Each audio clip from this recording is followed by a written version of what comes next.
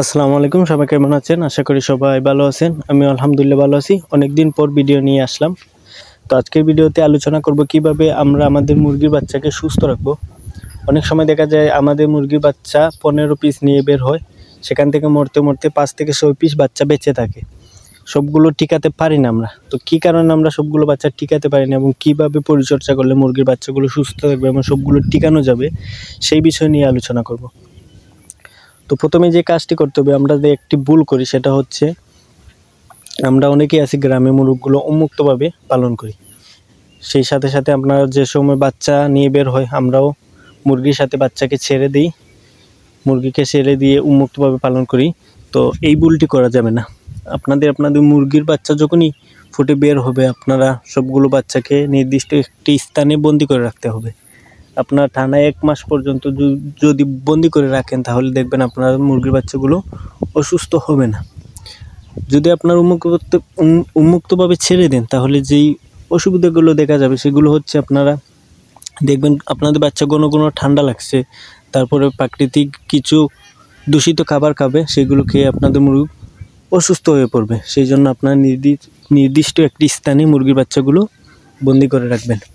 এবং দ্বিতীয় যে কাজটি করবেন সেটা হচ্ছে আপনারা একটি মেডিসিন দিবেন, সেটি হচ্ছে লাইসোবিট। এটা সবাই চিনেন, এটার সাথে মোটামুটি যারা আমরা টুকটাক মুরগ পালন করি সবাই এই ওষুধের সাথে পরিচয় আছি। সেই ওষুধটি কিন্তু মুরগির রোগ প্রতিরোধ বৃদ্ধি করে, প্রচুর রোগ প্রতিরোধ বৃদ্ধি করে। যেরকম আপনাদের মুরগির বাচ্চার ভাইরাসজনিত বেমার আক্রমণ করবে না এই ওষুধটি দিলে, সেই ভাইরাসজনিত বেমার আক্রমণ হাত থেকে এই ওষুধটি কিন্তু আপনাদের মুরগিকে বাচ্চাদেরকে নিরাপদ রাখবে। সেই জন্য আপনারা লাইসোবিট দিবেন। আপনার লাইসোবিটও কিন্তু অনেকেই ভুল নিয়মে ব্যবহার করে, সেই জন্য আপনাদের মুরগি কিন্তু লাইসোবিট কিন্তু আপনাদের বাচ্চার কাজে আসে না এই ওষুধটি। সেটা হচ্ছে আপনারা এই ওষুধটি দেওয়ার একটি নিয়ম আছে। আপনাদের মুরগি ফোটার 24 ঘন্টা পর কিন্তু এই ওষুধটি দিতে হয়, টানা 3 দিন পর। তারপরে আপনারা মুরগির বাচ্চার বয়স 1 মাস হওয়ার আগ পর্যন্ত আপনার প্রতি 10 দিন পর 3 দিন করে এই ডোজটি করাতে হয়। যখন আপনাদের মুরগি বাচ্চা 1 মাস বয়স হয়ে যাবে তারপরে আপনার প্রতি মাসে 3 থেকে 5 দিন এই ওষুধটি দিতে হবে।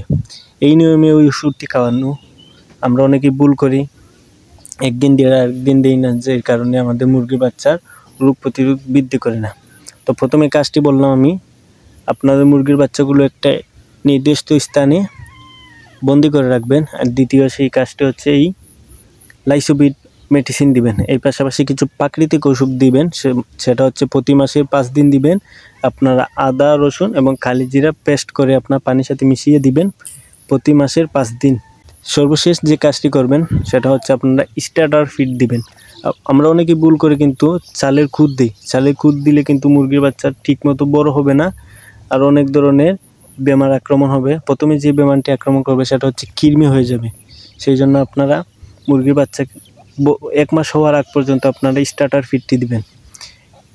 এইভাবে আপনাদের মুরগির বাচ্চাকে যদি পরিচর্যা করেন, যেমন নির্দিষ্ট একটি স্থানে বন্দি করে রাখেন এবং লাইসোবিটটি প্রতি মাসে লাইসোবিটের ডোজ করান এবং প্রাকৃতিক কিছু ওষুধ দেন, তাহলে দেখবেন ইনশাল্লাহ আপনাদের মুরগি অসুস্থ হবে না, আপনাদের মুরগির বাচ্চাগুলো অসুস্থ হবে না এবং রোগ প্রতিরোধ বৃদ্ধি করবে এবং দ্রুত বড় হবে ইনশাআল্লাহ তাআলা।